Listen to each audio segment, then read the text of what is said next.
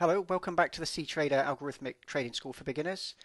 In this video, we're going to explain why it is important to have coding standards and why it's very important to have design of your algorithms and why you need to design your algorithms before you write even a single line of code. If you would have watched the previous videos, we would have gone through and shown you a brief overview of the Cialgo platform, the Visual Studio 2015 and how that integrates with the Cialgo platform. So there's another section here which is Microsoft C# coding standards and design considerations. Again, the motto, think twice, code once. So before you write a line of code, really think about what you're doing. There's a blog that we've written about coding standards and the type of code that you should write. And if you run down it, it tells you, obviously if you're new to programming, it's a good idea to get this under your belt before you write any code, before you go any further. It's good software engineering practice. So even if you only want to be a self-taught programmer and you only want to do it as a hobby, even as a hobbyist, especially if you're doing it in an area which involves financial risk, you need to write it correct. You need to do it right. If you start off writing your algorithm, say you want to write your own robot, and you start taking shortcuts, and you start creating code which is unmanageable, unmaintainable, ugly, very difficult to follow, no comments.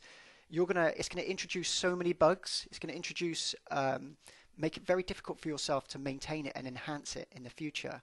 And for anybody else that looks at that code, it's going to be looking at a bowl of spaghetti. They're going to find it very difficult to follow. So if you start from the beginning writing clean quality code, it's kind of a skill you're going to keep throughout your developing career, even if it's for a short time. And it's going to really help you with your algorithmic trading. Another main reason is you might write the code and it might seem fine, but a hidden bug might come up and raise its ugly head at the worst possible moment and lose you money. So there's a lot of reasons why you really want to be doing following to certain standards and doing design. Okay, that's my rant. So if you roll down here, you can see naming of classes and methods, arguments and variables, what you should and shouldn't do. Don't use capital letters. A lot of these are Microsoft standard conventions. Some of them are taken. So what Microsoft do is they get these conventions and then they get feedback from developers that use it. Thousands of developers that use C# or Microsoft.NET framework. They get the feedback of what is the best way to go forward, and they make these changes. And in some areas they don't as much. But what we've got here is this is what we use for our development that we do for our clients. So we follow these standards. So for yourselves who want to learn programming, I would advise you to follow the same standards. So there you go, you've got this blog. It's Coding Standards for Algorithmic Trading. It's on our main website and you can access it and look at it and use that as like a crib. You can print it out, use it like a crib sheet. So I have to go back to here. So now what we're going to do, I'm going to show you a robot that's been pre-built, which is going to follow on to the next video, which is how to write a risk management robot with Visual Studio. Even though we've already written it, what I'm going to do first is explain to you the standards and how you should lay out your code before I actually go into the robot and show you how the robot works. So this robot you can access through Cialgo. Again, we've written it here, and you can just click on the button there and go edit in Visual Studio. It will open it in Visual Studio here. Oops, that's the wrong one. It will open it in Visual Studio here, and this is the actual code that we're going to show you later on. So as the first thing you're going to see is this is a bit of design first of all. Comments. So your code should have comments, but not too much that it makes it difficult to know what's going on. You only need to add comments when you need to add comments, if it's something that's not so obvious that you want to follow. And don't just think about the fact that you can understand it now. Think of 6 months from now when you go back to that code. Will you understand what that one line of code will do? So you might wonder what these things are here. These are called regions. These are in Visual Studio. This allows you to group your blocks of code into regions. They're easy to do. You can create a new region quite easily just by typing the hash key, type in region, and say this is my house. Anything you want really, and then hash end region. Now anything you stick in there inside that region will minimize and maximize when you do this. So it's a very useful feature to use, really. So that's regions. So I've grouped this robot into various regions: private, variables, user-defined parameters. This is what you see on the Algo robot for your parameters. C-Trader events. This is what you see on the events. Sorry, it's not what you see. It's what happens when C-Trader raises certain events. And then certain areas that you can name it what you want. I've got time validation, logic, and position management, but you can call it what you want. So at the top here, I've put a block of comment, which is the author, the date, and the description. You can put copyright notice or anything you want in there. You don't really need to always do this, but I've put myself down as the author, especially if you're sharing code amongst friends or you're making it open source. You want to know who wrote the code in case they want to come back to you. I've misspelled open there. So, I do it again. How can I spell open? There you go. So, you want a description of the robot. So if you've sat down with a piece of paper, so ideally what you want to do before you write one line of code like here, you want to sit down with a piece of paper and just sit in front, with a coffee in front of the TV and just draw diagrams of how you want your risk management robot or how you want your trading robot to work. Do it on a higher level. Draw things like the basic things first of all. It's like it must only like trade rules. It must only trade between Monday and Friday. I don't want to risk more than a certain amount of my money. If my equity drops below a certain value, I want to stop trading.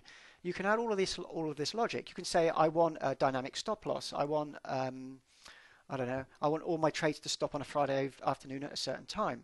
I want to stop trading before a news release. So you add your trade rules. You write all this down on paper, and you have a good understanding of all the rules that you want for that robot. Then you have the other areas where you would say, I'm going to try and achieve a certain profit. How am I going to achieve that profit? What do I need to do? What will my drawdown be? I don't want to go above a certain drawdown. So all of these areas you need to write out, and then you're going to have to put together the logic of your robot. So if you were doing a trading robot, you want to say, I want to use a simple moving average. When the price is above or below that price, I want to open or close a position. Open or close a position. So you need rules to what creates a position to open, what rules creates a position to close. So all of this you need to put down in your design document. Ideally, from what I noticed, a lot of traders, in my experience writing software for some traders, a lot of people actually just send you an email with one line of code. One sentence explaining what they want, and they've not really thought it through. So they've got something in their head and they just do a sentence saying, I want the robot to do this. But then you iterate with emails and you discuss with them, and what you're doing is dragging out what they really want, and that does waste the developer's time really, because it's unpaid work. Ideally, what would be best is the trader actually knew exactly what they wanted up front, and they have this documented, even to the finer small detail, because even the small details make a difference. So a very small detail that you might miss out, because what you tell us to build will be exactly what you tell us. It won't, it'll be identical to what you tell us. So if there's a small detail that you miss, then that will be missing off the robot. So that is why design is very important. And to be honest, you should be spending twice as long doing your design as you would probably do writing the code for your robot. So if you think your robot, you're going to take so long to build a robot, take twice as long to do the design work, because it will make the robot development work a lot less. Okay, so as you can see here, we're using regions. And I want to show you each region. So on here, I've got private variables. So put your private variables at the top. So if you had a look at that, the website where it said the coding standards, it tells you all of this. So put your private variables at the top and your public variables at the top. Put them in a region. We're using underscores for private variables. There are some people that don't. Okay, and then you've got your user-defined parameters. So they're nicely kneed out. Don't leave loads of spaces, like some, like keep it down to keep it nice and neat with one single space between each piece of code, each block of logic. Sorry. So there's your user-defined parameters. Then you have your CTrader events. Then you'll notice here we have comments above each method or class. If you want to add comments, you just tap the / 3 times, and it automatically includes your comments in there. And that's self-documenting code. It helps as well, because if you do this on properties or methods, when you actually use that, I'll show you this on another stage. The reason you want to add all these is because you're ever using this somewhere else and you do like you are accessing that parameter or that method, it actually tells you the description of what it does. So it helps you in your coding. So it's very important unless it's self-explanatory what the method does, but to add some comments of what the actual content, the logic body of that does. So again, you don't want to add comments if it's something really obvious. You don't need to do that. So this is on the on-start method of CTrader. All of the logic regarding this robot we're going to do on the next video. Okay, so That's just the CTrader events, and you'll notice there are comments on each one. I put these comments mostly for your benefit so that you understand what the onTick does, what the onBar does, and what the onStop does. So it's really, when you look at the code, you know what it does. Then you've got the time validation. So I put the logic in there. Again, put the comments only where you need the comments. You can see it's laid out in a nice, neat way. The curly braces are inline. They're not how some people can do with the curly braces. Sorry, inline. It's spaced down below. And then it's almost readable code. So if you go to the top, from the top to the bottom, obviously if you've just started, this might be a bit crazy if your first time you've looked at C#. But the actual, even if you don't know the language of C#, the comments that you put in there and the naming of the variables in the regions should give you a good idea of exactly what's going on. So you're not going to get lost in what's going on. It's almost self-readable. It's almost like when you do your document, your document for your strategy or risk management robot, it actually mirrors the code that's being here. So you can add blocks of logic. So here's one. If the time is equal to time to stop, that's a bit bad English, isn't it? In other words, what I'm trying to say is, if the time